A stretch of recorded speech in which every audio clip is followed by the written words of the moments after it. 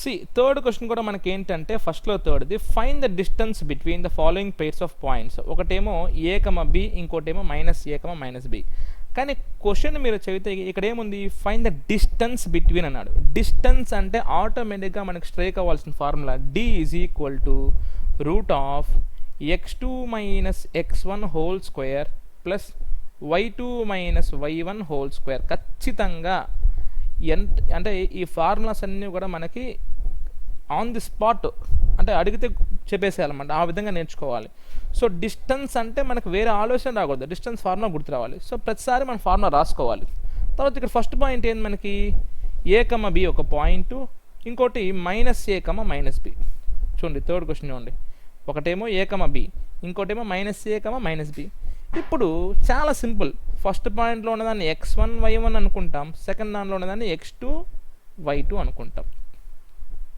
ఎందుకంటే distance formula అంటే మనకి ఏంటి, x2 - x1 whole square plus y2 - y1 whole square under the root. x2 అంటే ఏంటి, y1 అంటే ఏంటి, x1 అంటే ఏంటి ఎలా తెలుస్తాయి, ఆ రెండు పాయింట్లు ఇచ్చాడు కదా. ఫస్ట్ దాన్ని ఏమనుకుంటాం x1, సెకండ్ దాన్ని y1.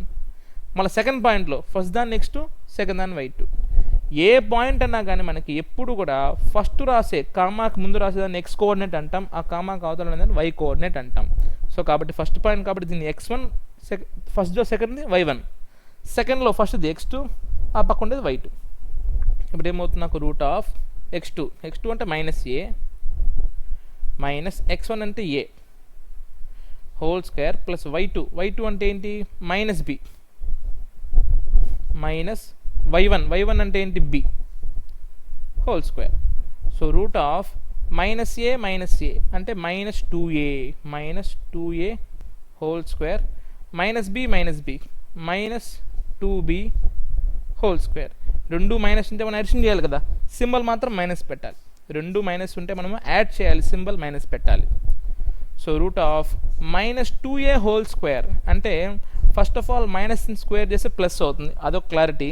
2 స్క్వేర్ వచ్చి 4, a స్క్వేర్ అంటే a స్క్వేర్ అంటే 4a స్క్వేర్ ప్లస్ ఇక్కడ కూడా మనకి 4b square, √4a² plus 4b square. So ఇక్కడ మనం ఇట్లా వదిలేయచ్చు, లేదా రెండు చోట్ల 4 ఉంది కాబట్టి 4ని కామన్ తీసుకోవచ్చు ఓవరాల్గా.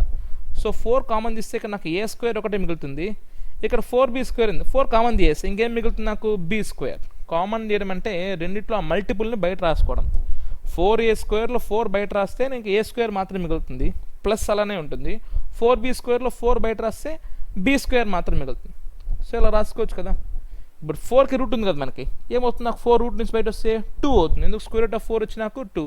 So my answer would be 2 × a square plus b square, 2 × √a² plus b square. అంతే. అంటే ఇది కొంచెం డిఫరెంట్గా ఎందుకు అనిపిస్తుంది అంటే మనకు 1 2 3 లేవు, ఏబీలు ఉన్నాయి. ఇలాంటివి కూడా అడుగుతాడు అనమాట, 2 మార్క్స్ క్వశ్చన్స్కి అడుగుతాడు.